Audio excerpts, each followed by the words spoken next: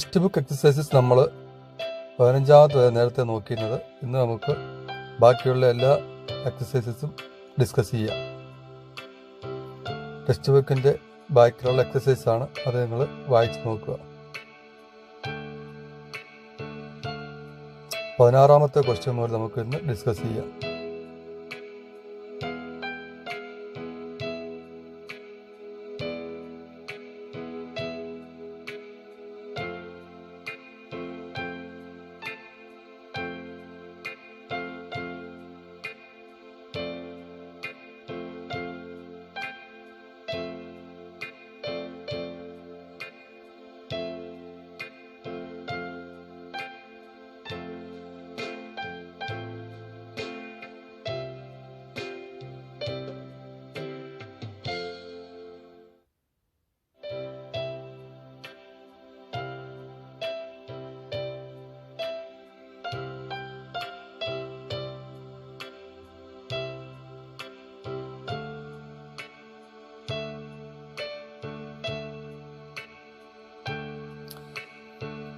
Question number 16. What is the net flux of the uniform electric field? നേരത്തെ എൻ്റെ മുകളത്തെ question ആണ്. 1.5 exercise 1.5 ആണ് അവിടെ. Through a cube of side 20 cm oriented so that its faces are parallel to the coordinate planes. Net flux through a cube is 0 because the flux of the electric field entering into the cube is equal to the flux leaving it. Therefore, net flux is 0. Charge ക്യൂബിനകത്തല്ല ഇരിക്കുന്നത്, പുറത്ത് എവിടെയോ ആണ്. ഈ ക്യൂബിനകത്ത് കയറുന്ന electric ഫീൽഡും പുറത്തേക്ക് പോകുന്ന electric ഫീൽഡും അപ്പോൾ അതിൽ സ്റ്റേ ചെയ്യുന്നില്ല. Flux entering the cube is equal to leaving the cube. അപ്പോൾ നെറ്റ് ഫ്ലക്സ് അവിടെ 0 ആയിരിക്കും. ഈ ക്യൂബിനകത്ത ചാർജ് ഇരിക്കുന്നതെങ്കിൽ അത് 0 ആകത്തില്ലായിരുന്നു.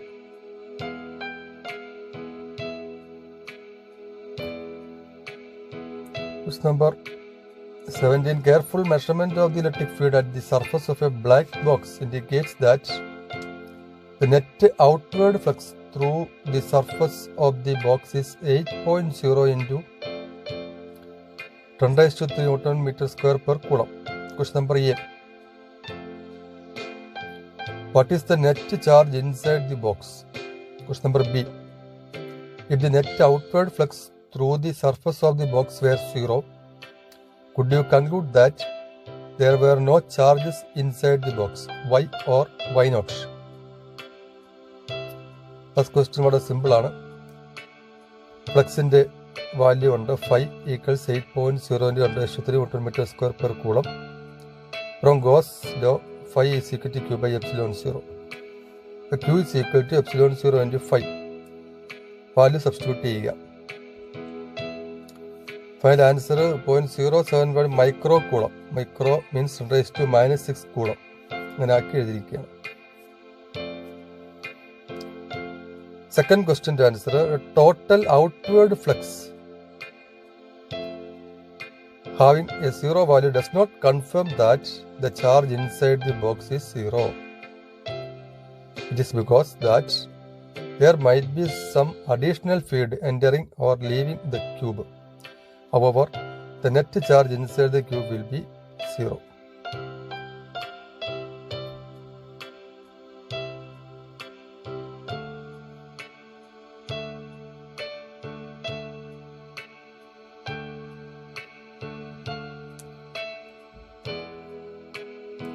അടുത്ത ക്വസ്റ്റ്യൻ ഇതായിരുന്നു. A point charge plus 10 microcoulomb is a distance 5 cm directly above the centre of a square of side 10 cm are shown in the figure. What is the magnitude of the electric flux through the square?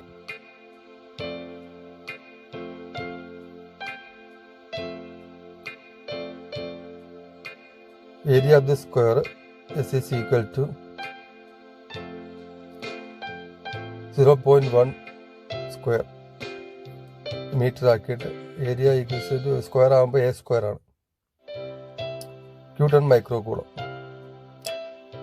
The square at a distance of 0.05 centimeter can be assumed to be one of the 6 faces of a cube of each side 10 cm, at the center of which is placed a charge q. Therefore, the total flux through the face is phi equals 1/6 into total flux through the cube.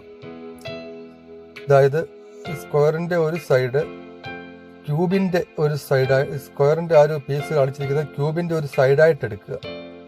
ഇതിൻ്റെ സെൻറ്ററിലാണ് charge ഇരിക്കുന്നത്.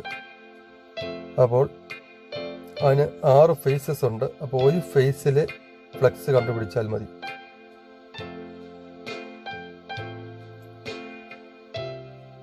അപ്പോൾ answer 1.88 × 10⁵ newton metre square per coulomb കിട്ടും. അടുത്ത question, point charge of 2 micro coulomb is at the center of a cubic Gaussian surface 9 cm on edge. What is the net electric flux through the surface?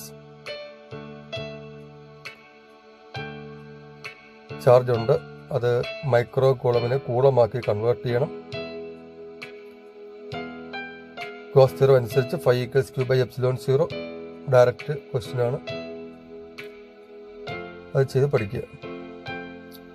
അടുത്ത question, a point charge causes an electric flux of -1 × 10⁻³ newton metre square per coulomb to pass through a spherical Gaussian surface of 10 cm radius centered on the charge. If the radius of the Gaussian surface were doubled, how much flux would pass through the surface? What is the value of the point charge? നേരത്തെ ഞാൻ ക്ലാസ്സിൽ പറഞ്ഞതിനാണ്, doubling the radius of Gaussian surface does not change the flux because the charge enclosed inside the Gaussian surface remains the same. Therefore, net flux is again -1 × 10⁻³ newton metre square per coulomb. Since flux phi is equal to q/ε0, Gauss law നമുക്ക് കിട്ടുന്നതാണ്. q is equal to ε0 × phi. Substitute ചെയ്യുക. Answer nano കൂളത്തിൽ എഴുതിക്കുക. 10⁻⁹ coulomb എന്ന് പറഞ്ഞാൽ nano coulomb.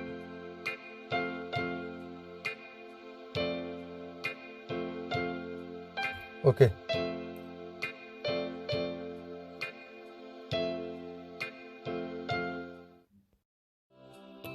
question number 121. A conducting sphere of radius 10 cm has an unknown charge. If the electric field 20 cm from the center of the sphere is 1.5 × 10⁻³ Newton per coulomb. The points radially inward. What is the net charge on the sphere?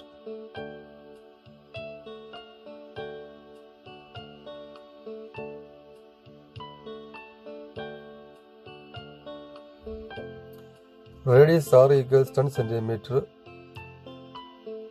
അത് 0.1 metre ആക്കി എഴുതുക. r equals 20 cm, അതും metre ആക്കുക. e equals -1.5 × 10⁻³ Newton per coulomb. Since the electric field is radially inwards, the charge is negative. The negative sign is taken with the value of e. Also, e is equal to 1/4πε0 q/r². Q is equal to 4πε0 r² × capital E. Value substitute ചെയ്യുമ്പോൾ -6.67 nano coulomb എന്ന് കിട്ടുന്നു. Next question, A uniformly charged conducting sphere of 2.4 meter diameter has a surface charge density of 80 microcoulomb per meter square. A. Find the charge on the sphere. B. What is the total electric flux leaving the surface of the sphere? Given data ഒക്കെ എഴുതി ശ്രദ്ധിക്കുക. Charge on the sphere Q is equal to sigma 4π R². കാര്യം sigma charge per unit area ആണ്. B part ശ്രദ്ധിക്കുക. Total electric flux leaving the surface of the sphere phi equals q/ε0. Gauss law ആണ് അവിടെ apply ചെയ്തിരിക്കുന്നത്. Answer 1.63 × 10⁸ Newton per coulomb.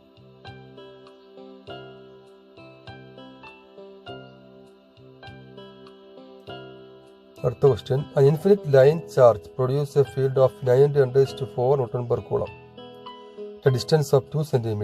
Calculate the linear charge density.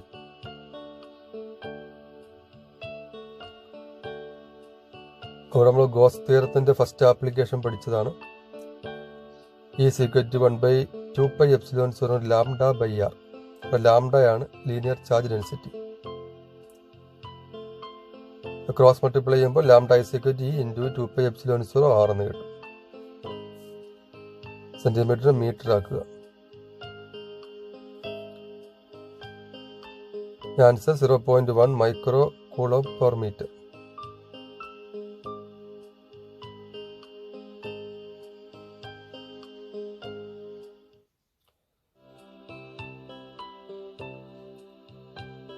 അടുത്ത question. Two large thin metal plates are parallel and close to each other. On their inner faces, the plates have surface charge densities of opposite signs and of magnitude 17.0 into 10⁻22 coulomb per meter square.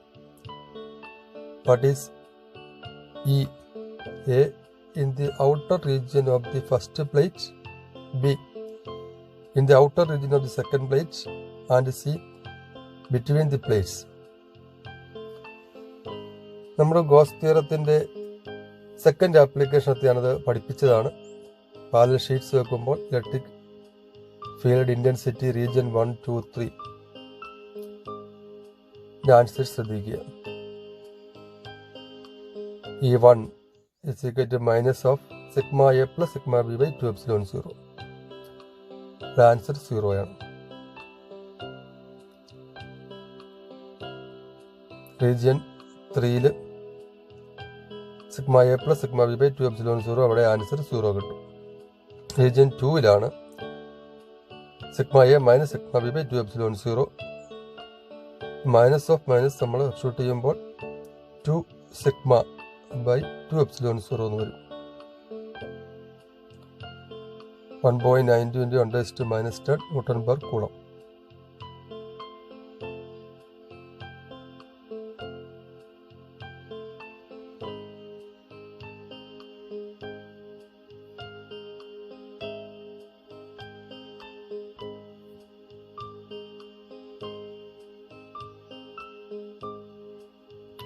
Additional questions.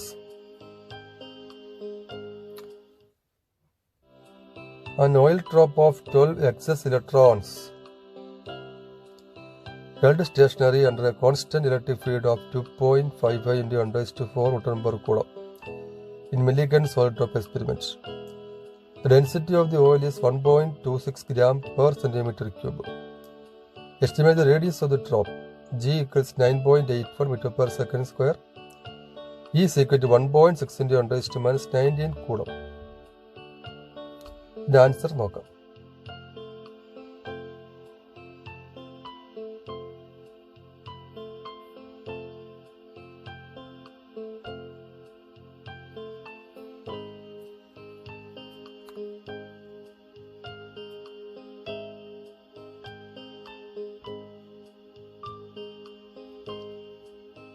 Oil drop n equals 12 oil drops ആണ്.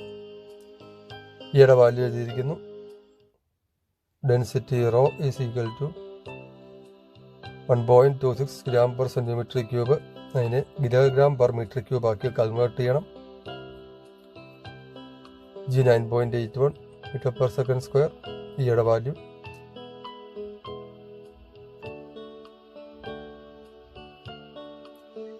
held stationary അർത്ഥം total force acting on that oil drops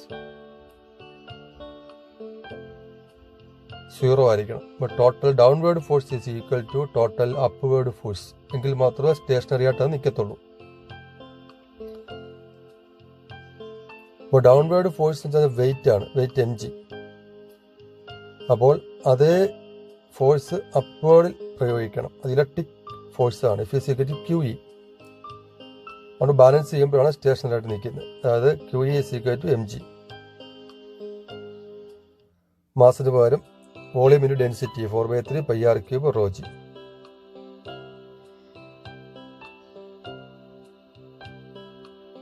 r³ is equal to 3QE by 4π ρg. Values എല്ലാം അവിടെ ഉണ്ട്, അത് substitute ചെയ്യുക.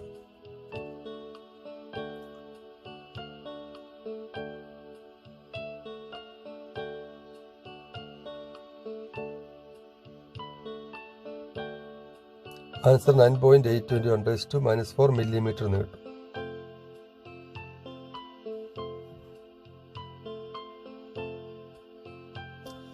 അടുത്ത question നോക്കുക. Which among the curves shown in figure 1.35 cannot possibly represent the electric field lines?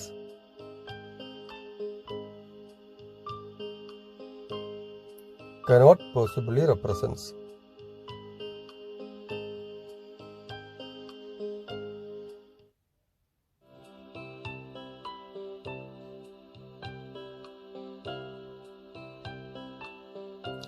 The answer ശ്രദ്ധിക്കുക. Out of the above given curves, only the curve C can represent electrostatic field.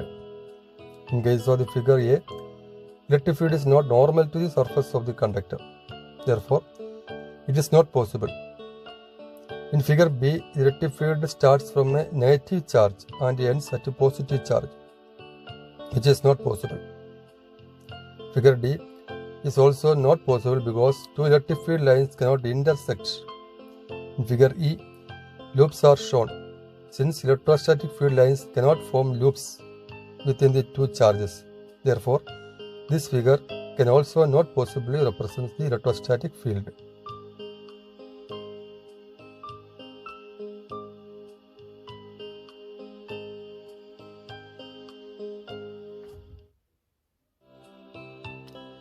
ഇത്രയാണ് നമ്മുടെ text book exercises.